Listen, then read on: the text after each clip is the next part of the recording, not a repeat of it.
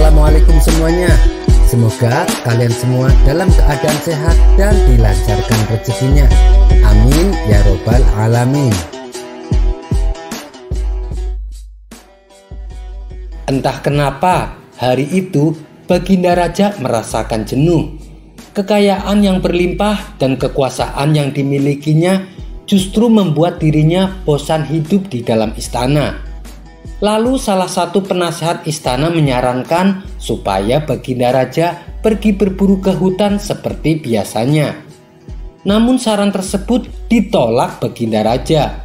Ia beralasan kegiatan tersebut sudah sering dilakukan. Aku sudah bosan berburu ke hutan. Apa ada saran lain? Tanya Baginda Raja. Sebenarnya apa sih yang membuat Paduka bosan? Tanya balik penasehat istana. Aku bosan hidup di dalam istana. Aku jenuh dengan semua keadaan ini, jawab Baginda Raja. Oh, jadi pada intinya Paduka ingin mencari suasana baru. Saya ada ide Paduka yang mulia. Bagaimana kalau Paduka berkemah? Usul penasehat istana. Berkemah? Sama sekali aku tidak tertarik, balas Baginda Raja. Begini Paduka yang mulia, supaya kegiatan berkemah Paduka berkesan, Paduka ajak serta Abu Nawas. Nanti Paduka tantang Abu Nawas sebuah permainan. Bukankah selama ini Paduka ingin supaya Abu Nawas kalah? Ucap penasehat istana. Iya memang, tapi permainan apa yang ingin kau usulkan? Tanya Baginda Raja. Kemudian penasehat istana memberitahu tentang jenis permainan yang akan dilombakan. Ide kamu sangat cemerlang. Kali ini pasti dia akan kalah. Baiklah, sekarang juga panggil Abu Nawas kemari. Maka beberapa pengawal istana segera pergi menuju rumah Abu Nawas. Singkat cerita, datanglah Abu Nawas ke istana menghadap Baginda Raja. Selamat datang Abu Nawas. Mari mendekatlah dan duduk bersamaku, sambut Baginda Raja. Paduka sepertinya terlihat ceria. Saya ikut berbahagia Paduka, balas Abu Nawas. Oh, tentu saja Abu Nawas, karena saya ingin menantangmu sebuah permainan. Kalau kamu menang, kamu akan saya kasih hadiah 1000 dinar. Tapi kalau kamu kalah, kamu harus memandikan semua kuda-kuda istana selama sebulan. Apakah kamu bersedia? Tantang Baginda Raja. Kalau boleh tahu, apa itu permainannya? Tanya Abu Nawas penasaran. Lomba berkemah Abu Nawas. Nanti kamu dan aku membuat kemah di alun-alun. Tapi jarak kemahmu dan kemahku agak berjauhan. Siapa saja yang kemahnya didatangi tamu paling banyak, dialah pemenangnya, ucap Baginda Raja menjelaskan. Sejenak Abu Nawas terdiam. Supaya orang-orang tertarik datang ke kemahku, aku akan bercerita yang membuat orang-orang tertawa. Dan aku pasti akan memenangkan permainan ini, pikir Abu Nawas dalam hati. Baiklah Paduka yang mulia, saya siap menerima tantangan Paduka, balas Abu Nawas. Bagus, nanti malam kita langsung mulai permainannya, timpal Baginda Raja. Setelah malam tiba, Abu Nawas dan Baginda Raja mulai sibuk membuat kemahnya masing-masing. Karena kemah Baginda Raja besar dan banyak hidangan, tentu saja banyak tamu yang berdatangan. Mulai dari rakyat jelata sampai pejabat istana berbondong-bondong bertamu ke kemah Baginda Raja. Sehingga di kemah Baginda Raja terlihat seperti sebuah pesta yang meriah. Semakin malam semakin ramai orang berdatangan. Sedangkan kemah Abu Nawas yang tak jauh dari kemah Baginda Raja, tak ada satupun tamu yang datang. Bagaimana tamu mau datang? Kemahnya saja kecil. Belum lagi di kemah Abu Nawas tidak ada hidangan sama sekali. Kalau begini caranya, aku bisa kalah. mana mungkin tamu mau datang untuk mendengarkan ceritaku. Mereka tentu lebih memilih untuk menyantap hidangan di kemah Baginda Raja, pikir Abu Nawas.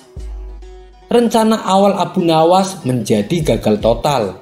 Terpaksa ia harus memutar otaknya supaya bisa memenangkan permainan ini. Dan waktu pun sudah mulai menunjukkan hampir subuh. Itu pertanda permainan akan segera berakhir. Tiba-tiba muncul ide yang cemerlang di benak Abu Nawas. Ia lalu mengambil korek api dan membakar kemahnya sendiri. Karena malam itu angin bertiup kencang, dengan cepat api semakin membesar.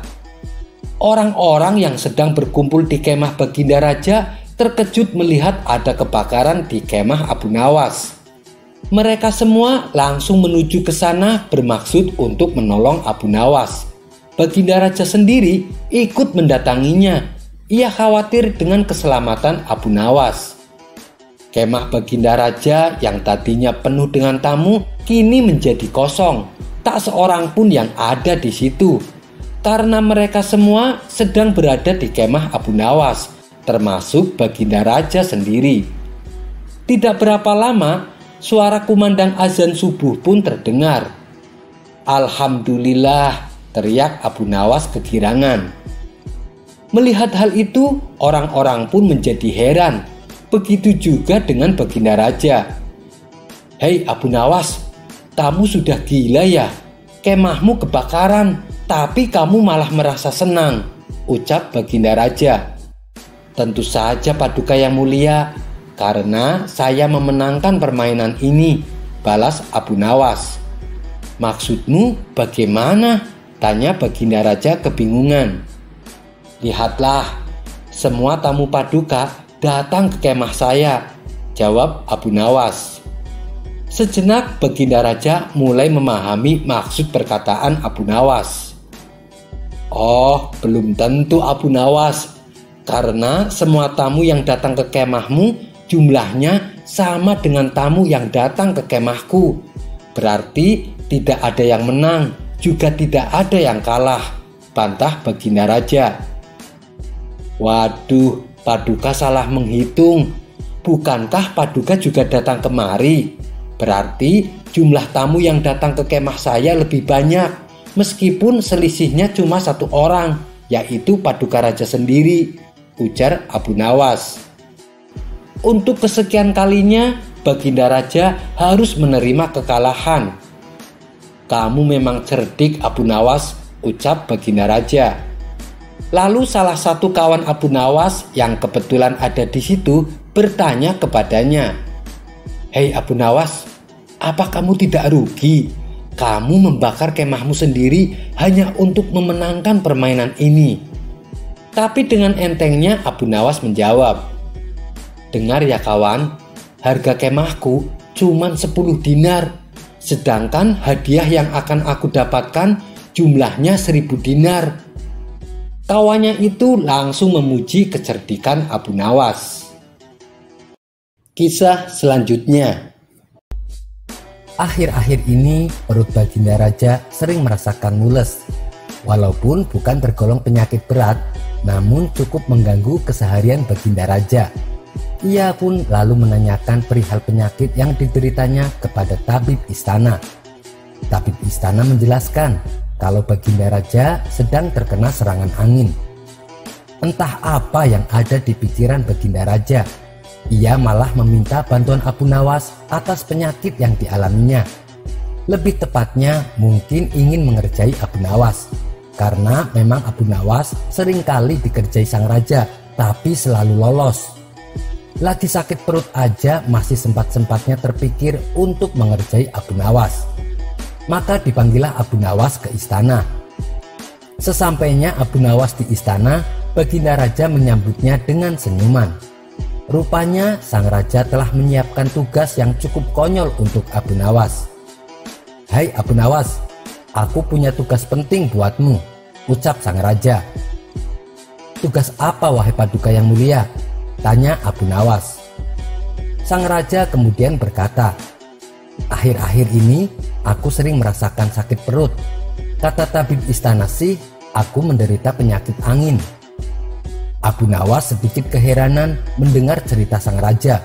Ia pun lalu bertanya, "Ampun Baginda, kiranya apa yang bisa hamba lakukan?"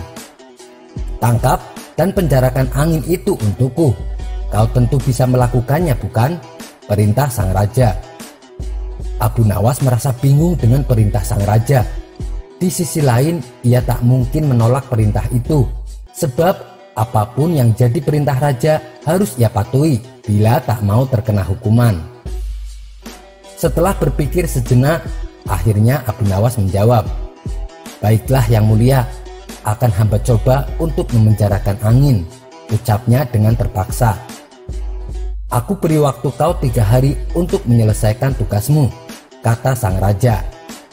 "Baik yang mulia, akan hamba segera selesaikan perintah dari sang raja," jawab Abu Nawas. Usai mendapat perintah dari sang raja, Abu Nawas pun pulang membawa tugas konyol itu. Di sepanjang perjalanan pulang, ia terus terdiam dan mulutnya terkunci tak mengeluarkan sepatah kata pun. Ia tak habis pikir dengan perintah aneh yang Raja Harun al-Rasyid berikan. Ia belum bisa memikirkan bagaimana cara menangkap dan memenjarakan angin. Menurutnya, angin adalah benda yang tak berwarna dan tak dapat dilihat.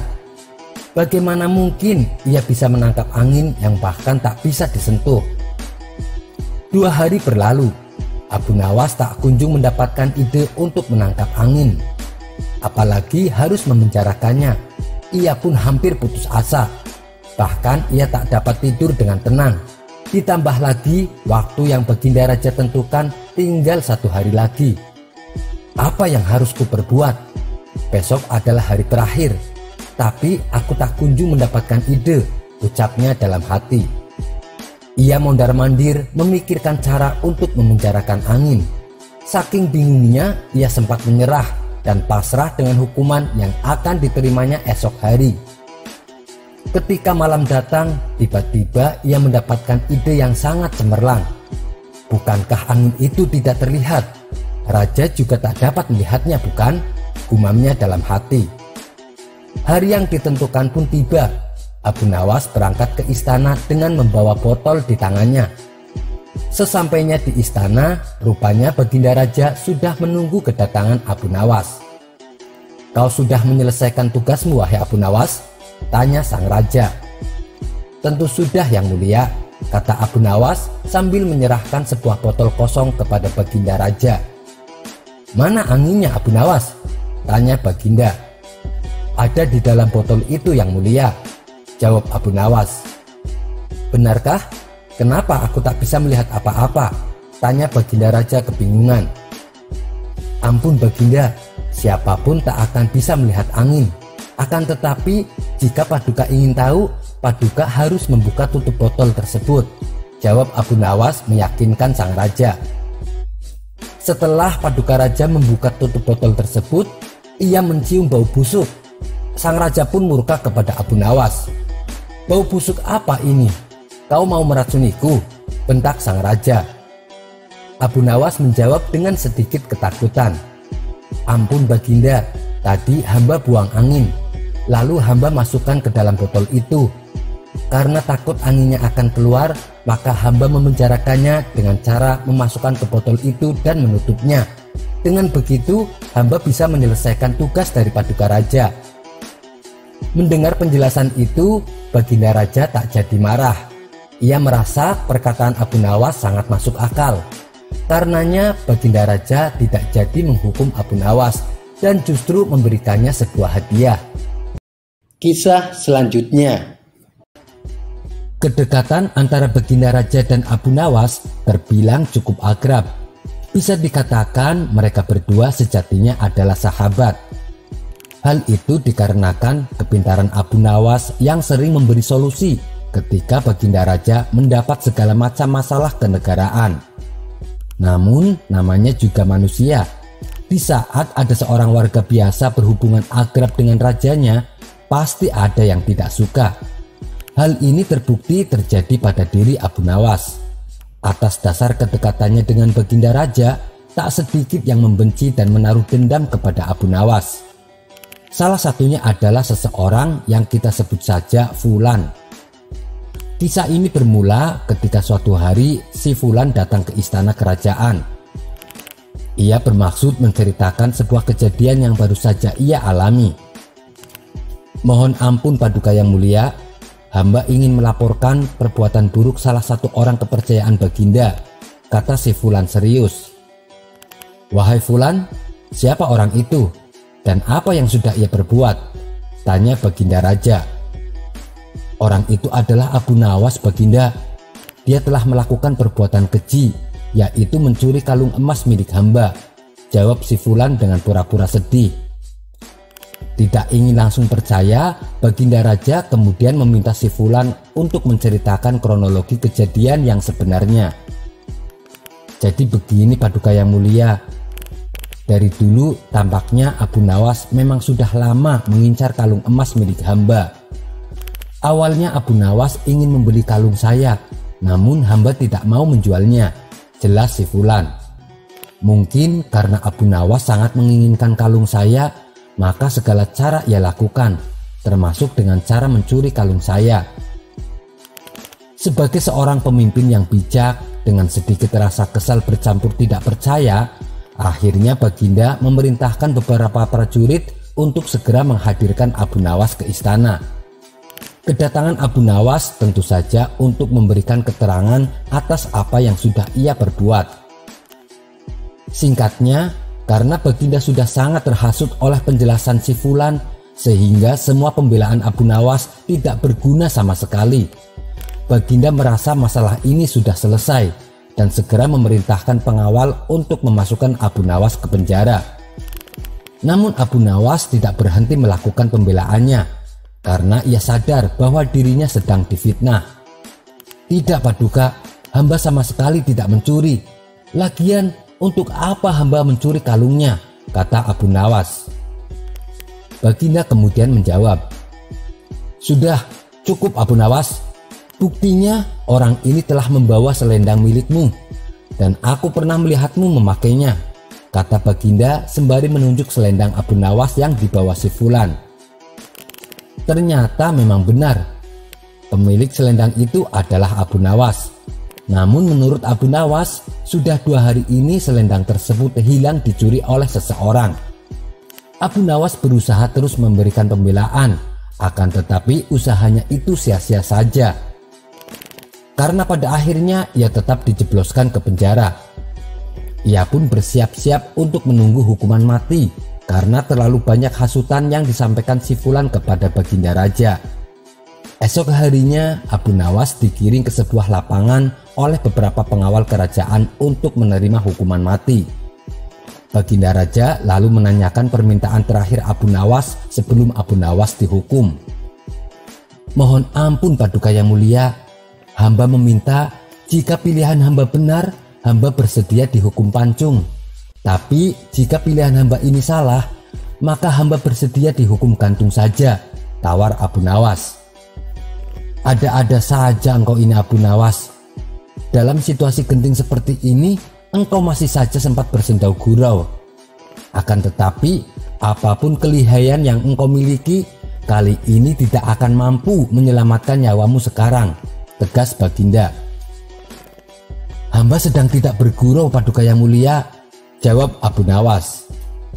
Mendengar kata-kata Abu Nawas, tentu saja membuat raja semakin tertawa terpingkal-pingkal karena menilai Abu Nawas adalah seseorang yang aneh. Namun belum selesai Baginda tertawa, Abu Nawas berteriak dengan lantang, "Hamba minta dihukum pancung! Hamba minta dihukum pancung!" teriak Abu Nawas. Teriakan Abu Nawas itu membuat semua orang-orang yang datang di lapangan itu merasa kaget. Mereka heran kenapa Abu Nawas membuat keputusan seperti itu. Sementara Baginda mulai curiga. Baginda pun mulai berpikir menelaah tentang maksud kalimat permintaan terakhir dari Abu Nawas tadi. Abu Nawas kemudian menjelaskan kembali. "Jadi begini Baginda yang mulia, hamba tadi mengatakan bahwa hamba akan dihukum pancung. Jika pilihan hamba benar, maka hamba siap dihukum pancung. Namun, di manakah letak kesalahan pilihan hamba? sehingga hamba harus dihukum gantung. Padahal hamba kan memilih untuk dihukum pancung. Tidak disangka-sangka, perkataan Abu Nawas membuat raja tercengang. Baginda mulai menyadari dan mengakui kehebatan Abu Nawas seperti dugaannya di awal. Sehingga hukuman mati kepada Abu Nawas pun akhirnya ditangguhkan. Sejak saat itu, maka dilakukanlah penyelidikan ulang yang lebih lanjut atas kasus Abu Nawas yang diduga mencuri kalung. Setelah melalui proses yang panjang, beberapa hari berikutnya barulah diketahui bahwa itu adalah fitnah yang dilakukan oleh si Fulan. Maka para hakim memutuskan jika Abu Nawas telah difitnah oleh si Fulan. Abu Nawas kemudian dilepaskan dari penjara. Sedangkan si Fulan akhirnya mendekam di dalam penjara karena telah melakukan perbuatan fitnah kepada Abu Nawas. Kisah selanjutnya. Pada suatu ketika, negeri Baghdad sedang mengalami masa paceklik. Pertanian banyak yang gagal. Usaha para pedagang di pasar juga mengalami sepi akan pembeli.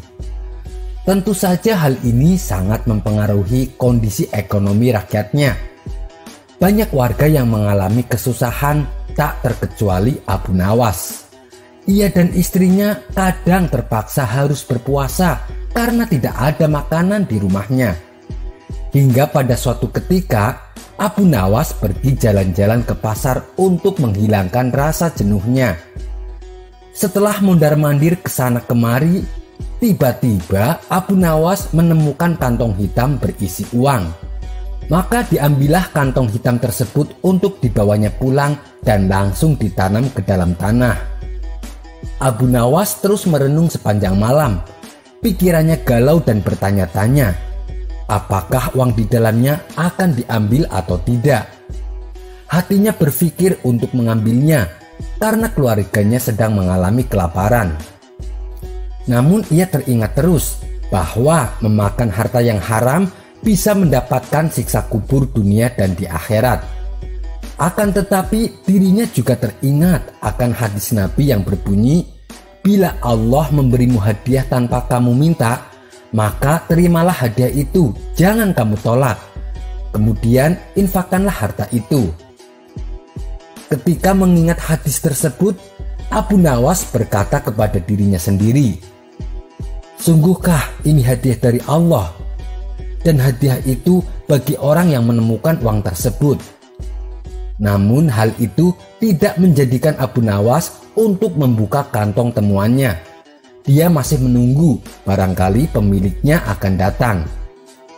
Hari pun berlalu, dan ketika ia kembali jalan-jalan di pasar, Abu Nawas mendengar seorang lelaki saudagar kaya sedang mengumumkan bahwa kantongnya hilang. Wahai para penduduk Baghdad, barang siapa yang menemukan kantong hitam berisi uang 1000 dinar, maka kembalikanlah dengan jaminan dari Allah. Mendengar hal tersebut, Abu Nawas lalu mendekati lelaki tersebut dan berkata, wahai tuan, negeri kami sedang mengalami masa paceklik. Banyak di antara kami yang hidup dalam kemiskinan. Seumpama uang Anda ditemukan oleh orang yang sedang mengalami kesusahan, maukah tuan memberi sedikit uang secara halal? Ucap Abu Nawas. Berapa yang diinginkannya? Tanya lelaki saudagar kaya. 1/10 tuan. Artinya 100 dinar, jawab Abu Nawas. Saudagar itu dengan tegas menolaknya dan berkata, aku tidak akan memberikannya sedikit pun. Jika ia tidak mengembalikannya kepadaku, maka di akhirat nanti akan kutuntut di hadapan Allah. Mendengar perkataan tersebut, Abu Nawas segera kembali ke rumahnya. Abu Nawas lantas bercerita kepada istrinya bahwa ia sudah menemukan pemilik kantong uang tersebut. Apa yang harus kulakukan? Apakah aku harus mengembalikan uang itu? Tanya Abu Nawas. Mendengar hal itu, istrinya tampak agak marah dan berkata, aku dan anak-anakmu telah menderita kemiskinan bersamamu selama 50 tahun. Bahkan saat ini kita hanya mempunyai satu pakaian. dan itu dipakai secara bergantian untuk mengerjakan sholat. Selama hidup kita belum pernah makan buah dan daging. Datangilah pemiliknya dan desaklah ia agar dia mau memberikannya 1/10 dari uangnya itu. Jika ia tidak setuju, maka mintalah 1/100-nya. Tapi jika masih tidak setuju, maka mintalah 1/1000-nya, yang berarti menerima 1 dinar, karena 1 dinar lebih baik daripada tidak sama sekali. Mendengar penjelasan istrinya itu, Abu Nawas lalu pergi kembali menemui saudagar kaya di pasar. "Tuan, sebenarnya sayalah penemu kantong yang berisi uang. Apakah Tuan bersedia membagikan sedikit uang tersebut kepada saya? Meskipun hanya 1 dinar, karena beberapa hari ini keluarga saya belum makan, Tuan," kata Abu Nawas. Namun saudagar kaya itu tetap pada pendiriannya untuk tidak membagikan uang tersebut. Maka kemudian diajaklah saudagar itu ke rumah Abu Nawas. Setibanya di rumah, Abu Nawas lalu menyerahkan kantong tersebut. "Benarkah ini kantong Tuan?" tanya Abu Nawas. "Iya, benar," jawab saudagar kaya. Kemudian lelaki tersebut membuka kantongnya dan menghitung jumlah uangnya. Jumlahnya masih tetap utuh, yaitu 1000 dinar.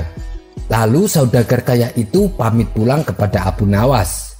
Namun belum juga melewati pintu keluar, tiba-tiba saudagar itu berhenti dan berkata, "Wahai orang tua, aku akan menceritakan kepadamu mengenai kantong ini.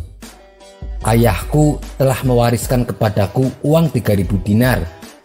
Sebelum meninggal, beliau pesan kepadaku untuk membagikan sepertiganya kepada orang yang berhak menerimanya. Aku juga disuruh menjual warisan ternak dan menginfakkannya. Sebagiannya lagi saya gunakan untuk pergi haji. Maka aku pun melaksanakan wasiat itu. Dan wasiat untuk membagikan 1/3 uang dari kekayaanku, uang tersebut aku letakkan pada kantong ini. Lalu aku pergi ke kota Baghdad untuk mencari orang yang benar-benar miskin. Namun aku tidak menemukan seorang pun yang lebih berhak daripada Anda. Maka ambillah uang di kantong ini. Semoga Allah memberkahimu," kata lelaki saudagar kaya tersebut. Mendengar hal itu, Abu Nawas pun bersyukur kepada Allah Subhanahu wa Ta'ala.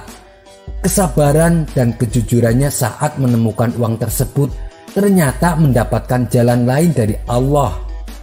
Atas kejujuran Abu Nawas, saudagar kaya itu tidak hanya memberikan 1/100 sebagaimana yang dimintanya tadi, melainkan semua uang yang ada di kantong tersebut. Kisah selanjutnya. Menjadi orang yang terkenal pintar dan cerdik di kampungnya, pastilah Abu Nawas mendapat banyak pujian dari masyarakat.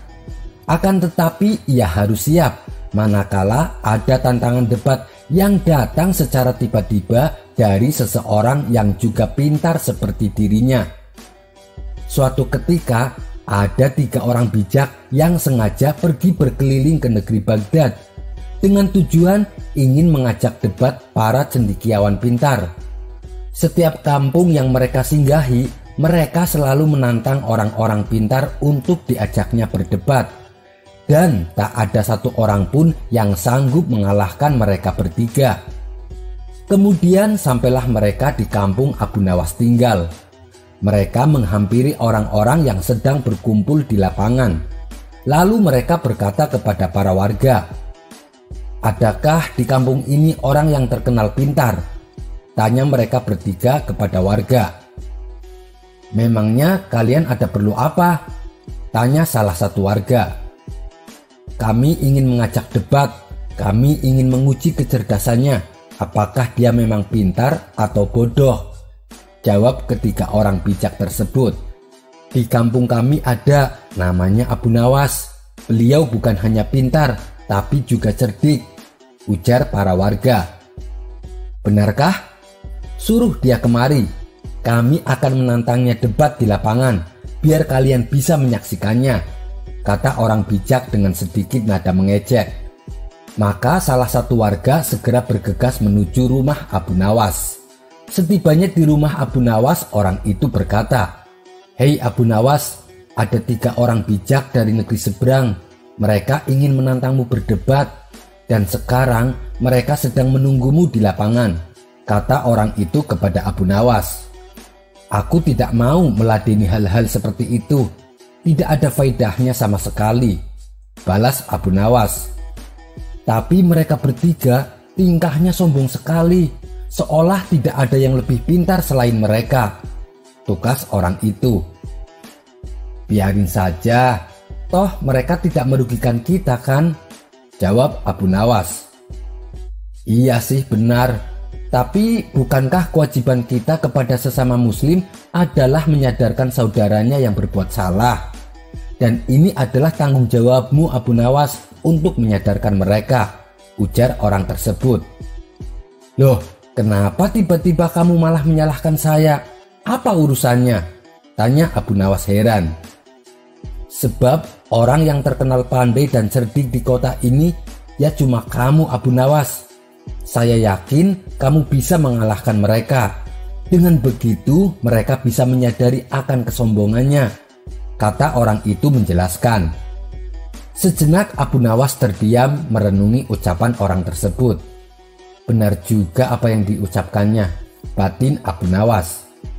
"Baiklah, mari kita ke sana," ajak Abu Nawas yang akhirnya mengiyakan permintaannya itu. Ketika sampai di lapangan, ternyata sudah banyak warga berkumpul yang sudah tak sabar ingin menyaksikannya. Kemudian Abu Nawas menghampiri ketiga orang itu. "Kamukah yang bernama Abu Nawas, yang katanya orang paling pintar di kampung ini?" tanya mereka dengan nada meremehkan. Mereka bertiga pun kemudian tertawa melihat penampilan Abu Nawas yang tidak meyakinkan. "Iya benar, wahai tuan-tuan yang budiman, saya Abu Nawas," jawab Abu Nawas dengan sopan. "Baiklah, kita mulai saja acara perdebatan ini. Kami tak ingin membuang-buang waktu kami untuk meladeni orang seperti kamu," ujar mereka bertiga diiringi gelak tawa mereka. "Silahkan wahai tuan yang budiman, karena kalian adalah tamu kami, maka sebagai rasa hormat kami, kalian yang memberi pertanyaan duluan," usul Abu Nawas. Ketiga orang itu sangat senang mendapat kesempatan bertanya duluan. Maka dengan congkaknya orang pertama bertanya kepada Abu Nawas, "Hei Abu Nawas tolol, di manakah letak pusat bumi ini?" Abu Nawas hanya tersenyum dibilang tolol. Ia pun lalu menjawab, "Ah, itu sih pertanyaan gampang. Pusat bumi berada tepat di bawah telapak kaki saya," jawab Abu Nawas. "Bagaimana kau bisa membuktikan hal itu?" tanya orang itu kembali.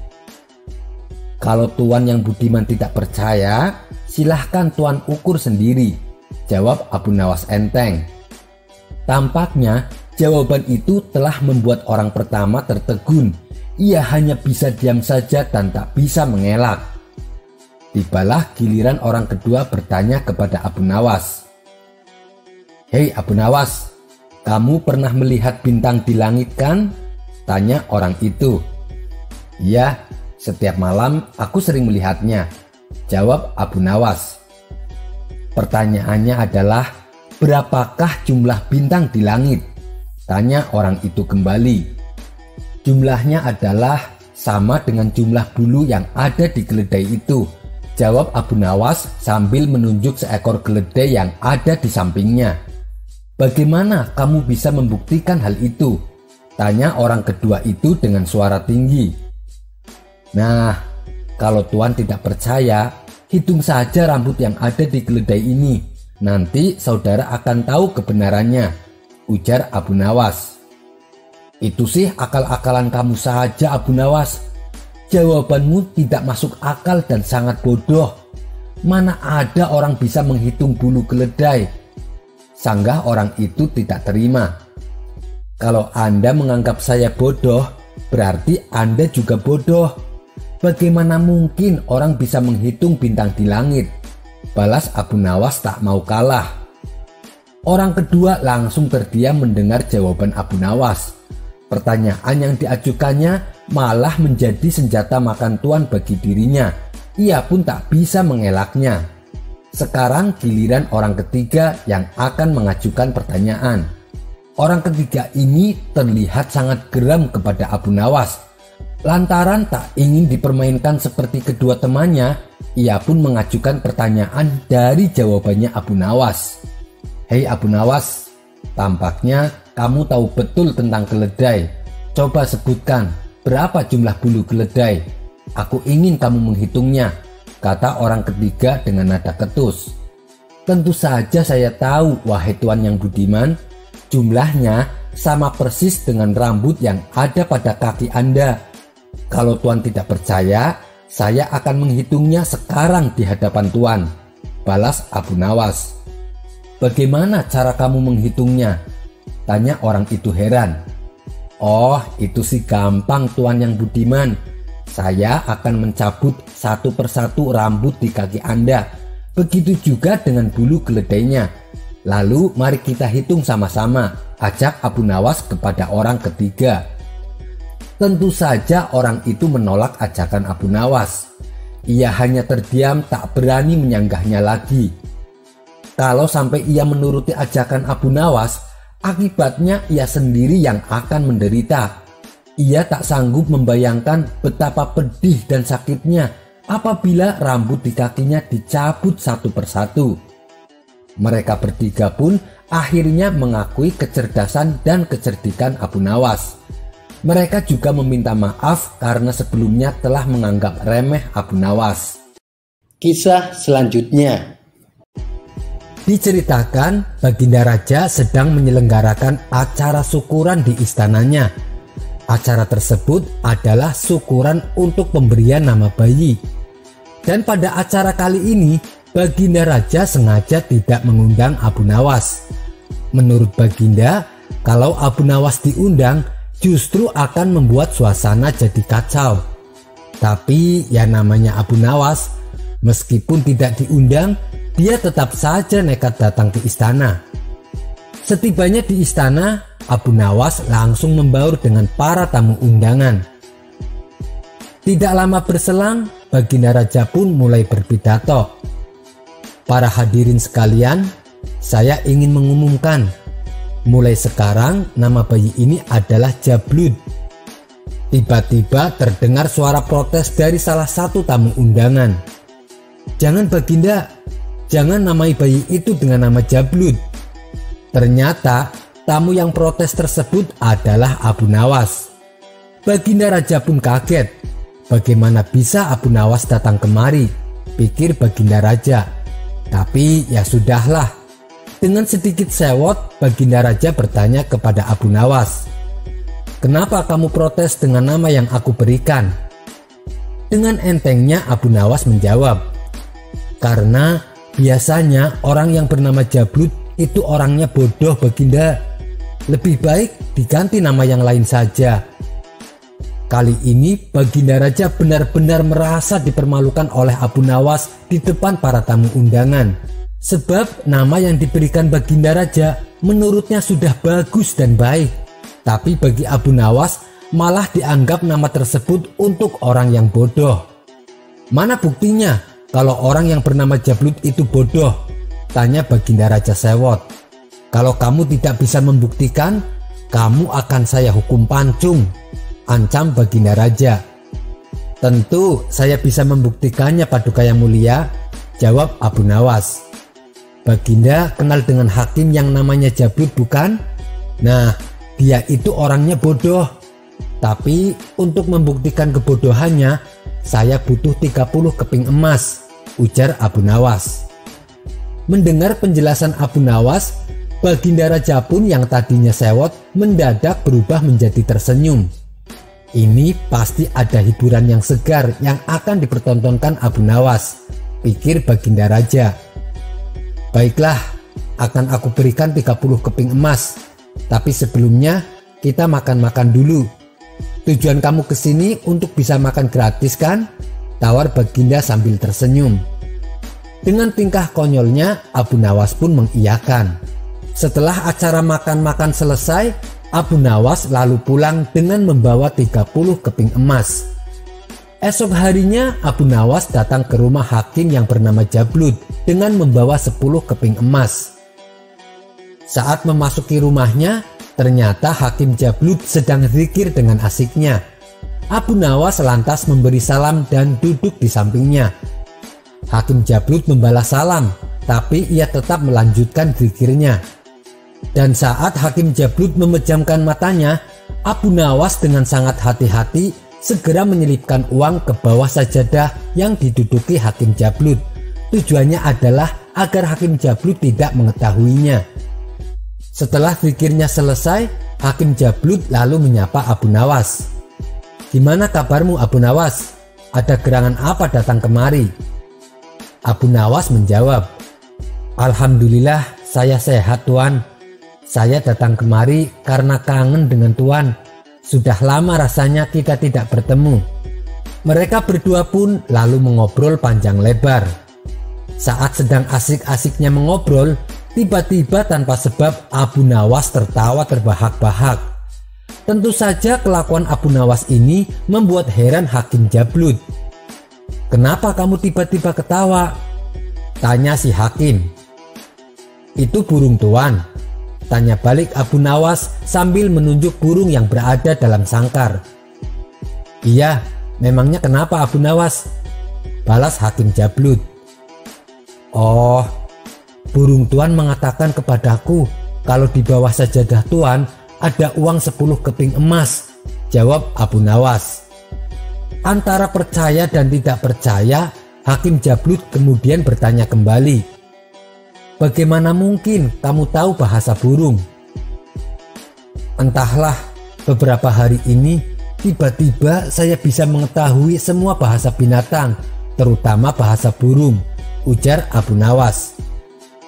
Untuk membuktikan ucapan Abu Nawas, hakim Jablut lalu membuka sajadahnya. Dan ternyata memang ada uang 10 keping emas. Bukan main senangnya hati hakim Jablut. Tak lama kemudian, Abu Nawas lalu pamit pulang. "Hai Abu Nawas, jangan sungkan-sungkan, seringlah datang kemari," pinta hakim Jablut penuh harap. "Insya Allah, kalau tidak ada halangan, saya akan sering datang ke sini," timpal Abu Nawas. Ternyata esok paginya Abu Nawas datang lagi. Lalu dilakukan hal yang serupa seperti kemarin. Ia menyelipkan uang 10 keping emas di bawah sajadah tempat zikir hakim Jablut. Dan Abu Nawas juga berpura-pura bisa mengetahui bahasa burung. Demikian pula dengan hari yang ketiga, Abu Nawas melakukan hal yang serupa. Sehingga habislah 30 keping emas pemberian dari Baginda Raja. Akan tetapi Abu Nawas berhasil membuat hakim Jablut yakin dan percaya dengan kehebatan Abu Nawas. Dan pada hari yang keempat, Abu Nawas datang tanpa membawa kepingan emas. Saat sedang berbincang-bincang asik, Abu Nawas yang biasanya tiba-tiba tertawa, kali ini ia malah justru menangis terseduh-seduh. Melihat reaksi Abu Nawas yang lain dari biasanya, hakim Jablut pun bertanya, "Kenapa kamu menangis Abu Nawas? Biasanya kamu tertawa." Dengan berpura-pura sedih, Abu Nawas menjawab, "Burung Tuan mengatakan bahwa Tuan akan mati hari ini," ujar Abu Nawas. Hakim Jablut menjadi gemetar, wajahnya pucat pasi. Ia terdiam begitu lama. "Menurut kamu, apa yang harus aku lakukan? Apakah ada jalan keluarnya?" tanya hakim Jablut gelisah. Abu Nawas lalu berkata, "Supaya omongan burung Tuan tidak menjadi kenyataan, mulai sekarang hendaklah Tuan berpura-pura mati." Karena saking percayanya dengan ucapan Abu Nawas, ia pun menuruti saran Abu Nawas yang sangat konyol itu. Maka dalam beberapa jam saja tersiar kabar kematian hakim Jablut. Tentu saja kabar tersebut membuat kaget para warga. Dan ketika para warga hendak ikut memandikan dan mengkafaninya, ternyata jenazah hakim Jablut sudah berada di dalam keranda. Aku sudah memandikan dan mengkafaninya, tukas Abu Nawas. Ayo kita bawa langsung ke pemakaman, ajak Abu Nawas kepada para warga yang melayat. Saat dalam perjalanan menuju pemakaman, mereka berpapasan dengan Baginda Raja dan rombongannya. Mayat siapa yang diusung itu? Tanya Baginda Raja kepada Abu Nawas. Itu mayat Hakim Jablut Paduka Yang Mulia, jawab Abu Nawas. Baginda Raja pun terperanjat. Kenapa kau tidak kabari aku, Abu Nawas? Ucap Baginda Raja sedih. Buka sebentar kerandanya. Aku ingin melihat wajah sahabatku untuk terakhir kalinya, pinta Baginda Raja. Wahai sahabatku, apa yang menyebabkan kematianmu? Aku sama sekali tidak mendengarnya, kata Baginda Raja sambil membuka kerandanya. Setelah keranda dibuka oleh Baginda Raja, tampaklah wajah Hakim Jablut cengengesan. Ia juga mengertitkan matanya kepada Baginda dengan malu-malu. Melihat hal itu, Baginda Raja pun kaget setengah mati. Hei Abu Nawas, mengapa hakim yang masih hidup ini kamu katakan sudah mati? Tanya Baginda heran. Itulah tanda kebodohan orang yang bernama Jablut, tuanku, ujar Abu Nawas. Makanya tempo hari saya melarang Baginda menamai bayi dengan nama Jablut, sambung Abu Nawas. Mendengar penjelasan Abu Nawas, Baginda Raja pun tertawa terpingkal-pingkal. Sedangkan para pelayat yang dikerjai Abu Nawas merasa geram dengan ulahnya. Mereka pun segera pergi meninggalkan keranda yang dibawanya. Ada pula yang pergi sambil menendang keranda tersebut. Oh iya, begini pemirsa, penyebutan nama Jablut itu hanya karangan saya saja. Sebab kalau disebutkan sesuai nama dalam cerita yang sebenarnya, saya khawatir namanya ada yang sama dengan pengunjung channel ini. Saya khawatir nanti ada yang tersinggung. Oleh sebab itulah namanya saya ganti menjadi Jablut. Ini semata-mata untuk menjaga perasaan. Kisah selanjutnya. Diceritakan ada seorang menteri istana yang sering berbuat jahat. Dia sangat ditakuti oleh warganya. Jika melihat perempuan cantik, terutama istri orang, pasti direbutnya. Dan apabila membeli suatu barang, tidak pernah mau membayar. Tentang kisah menteri bejat ini sampai juga ke telinga Abu Nawas, sehingga membuat hatinya menjadi panas. Kurang ajar, aku harus memberi dia pelajaran, ucap Abu Nawas geram. Berangkatlah Abu Nawas ke tempat menteri itu tinggal. Ia sengaja menyewa rumah yang berdekatan untuk melakukan penyelidikan. Setelah beberapa hari membaur dengan penduduk setempat, ia pun kenal dengan sang menteri dan bahkan bersahabat baik. Begitu baiknya pendekatan yang dilakukan, sampai-sampai menteri itu tidak mencurigai Abu Nawas. Abu Nawas bebas keluar masuk rumah sang menteri sesuka hatinya. Di dalam rumah sang menteri, Abu Nawas melihat sebuah tiang gantungan yang biasa digunakan untuk membunuh orang-orang yang dianggap bersalah kepada sang menteri. Cara menggantungnya pun dengan cara yang sadis, yaitu kaki di atas dan kepalanya di bawah. Dalam posisi demikian, orang tersebut nanti dipukuli sampai mati. Abu Nawas akhirnya menjadi yakin bahwa berita tentang kejahatan sang menteri memang benar adanya. Tunggu saja, kamu pasti akan menanggung perbuatanmu, tekad Abu Nawas. Keesokan harinya, Abu Nawas berjalan-jalan di sebuah sudut desa. Tanpa sengaja, ia pun bertemu pemuda tampan yang sedang menggiring lembu. Hei anak muda, apakah lembu itu akan dijual? Tanya Abu Nawas. Tidak tuan, karena ini adalah lembu warisan dari bapak hamba, jawab si pemuda. Lebih baik lembu itu dijual saja, Abu Nawas mencoba merayu. Kalau laku dengan harga tinggi, uang tersebut bisa dijadikan modal untuk berdagang, sehingga uang itu bisa menjadi banyak. Sejenak pemuda itu terdiam. Rupanya dia mulai termakan rayuan Abu Nawas. Ia pun tampak berpikir. Betul juga kata tuan, jawabnya kemudian. Namun untuk menjualnya hamba harus berkonsultasi dengan ibu di rumah. Kalau ibu setuju, boleh tuan membelinya." "Itu akan lebih baik," sambut Abu Nawas setuju. Sementara anak muda itu pulang, Abu Nawas memeras otak. Ia akan berusaha memanfaatkan ketampanan wajah anak muda itu untuk melaksanakan rencananya. Tidak beberapa lama kemudian, pemuda tampan itu kembali menemui Abu Nawas. "Tuan, ibu saya bersedia menjual lembu ini," kata pemuda tampan tersebut. "Bagus, tapi sebenarnya yang akan membeli lembu adalah Tuan Menteri. Mari kita ke rumahnya sekarang," ajak Abu Nawas. Setibanya di rumah Tuan Menteri, Abu Nawas berpesan kepada si pemuda. "Hai pemuda, bawa lembu kamu itu ke kebun dan tunggulah aku di sana. Aku akan masuk ke rumah untuk memberitahu Tuan Menteri."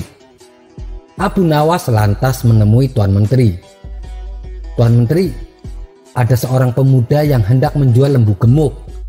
Kalau Anda tertarik, silahkan Anda datangi dia di kebun." "Kebetulan sekali Abu Nawas, aku memang lagi mencari lembu untuk acara pesta," ujar Tuan Menteri. Tuan Menteri pun langsung bergegas menemui pemuda tampan di kebunnya.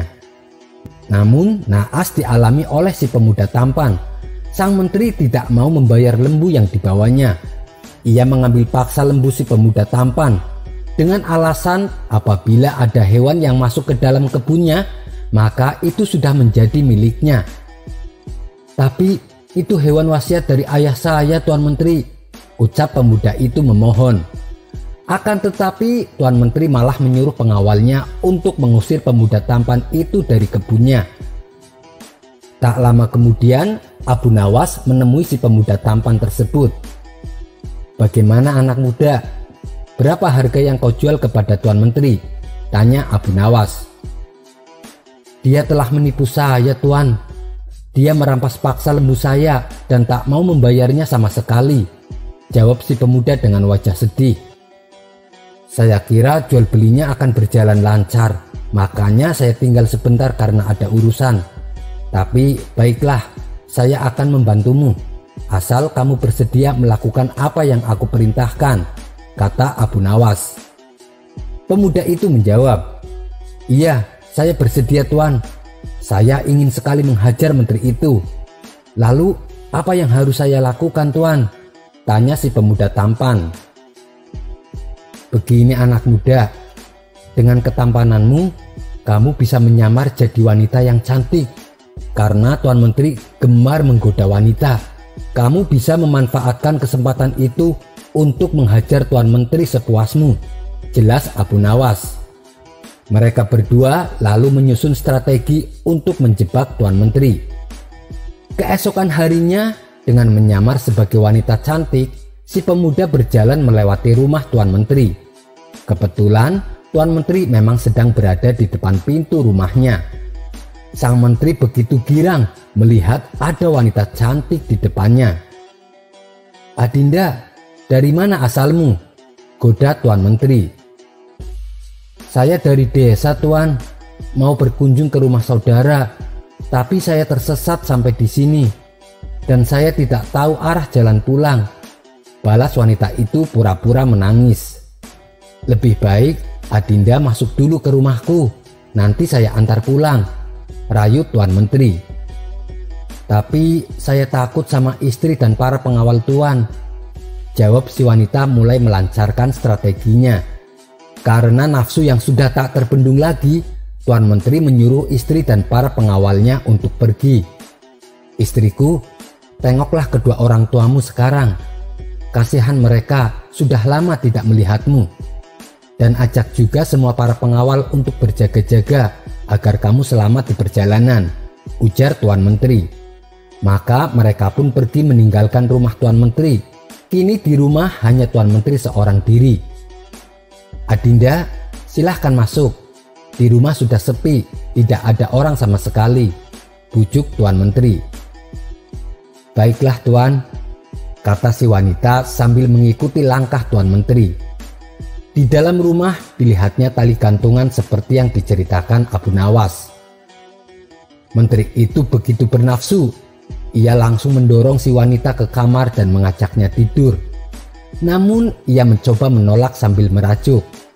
"Maaf Tuan, sebelum Tuan mengajak saya tidur, cobalah Tuan bergantung sebentar pada tali itu," rayu wanita tersebut.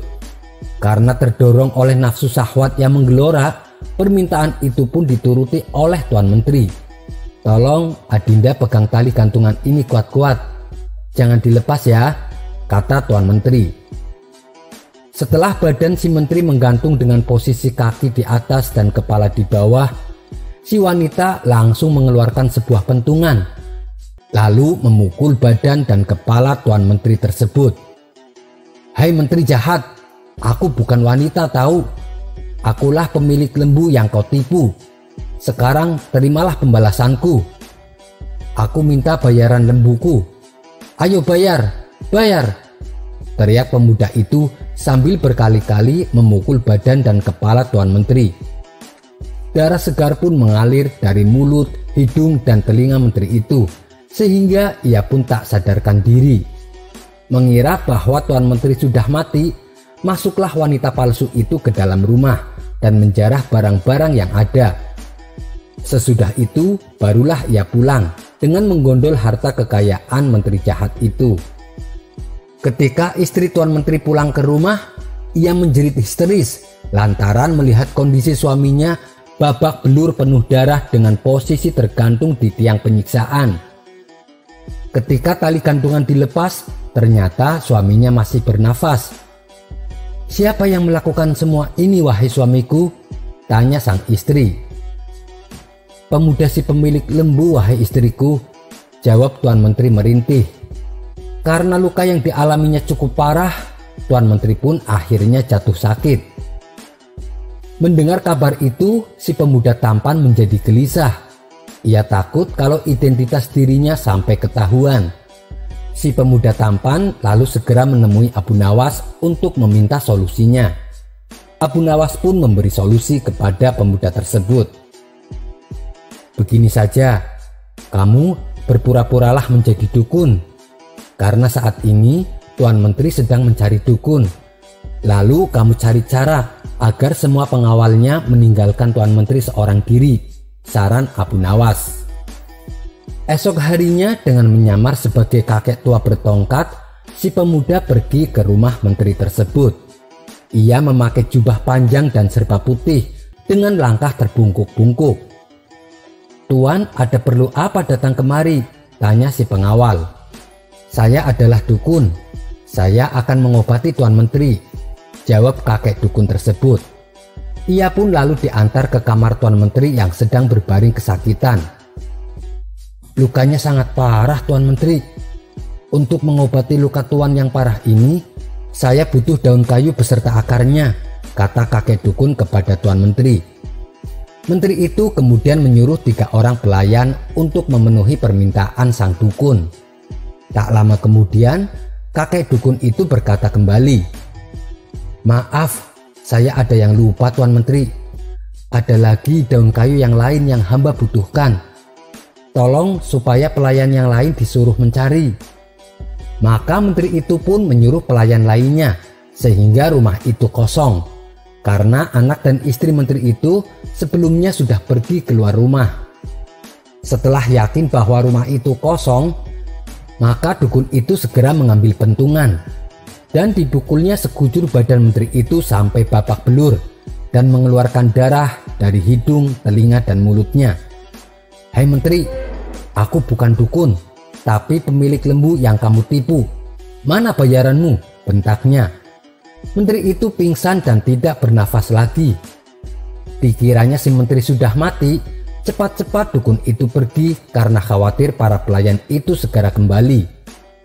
Setelah istri Tuan Menteri dan para pengawalnya kembali, dilihatnya Tuan Menteri dalam kondisi pingsan dengan luka yang tambah parah. Begitu Tuan Menteri tersadar dari pingsannya, ia khawatir dengan keselamatan dirinya. Ia pun menyuruh keluarganya untuk mengabarkan berita palsu kalau dirinya sudah mati dan mengadakan acara pemakaman palsu.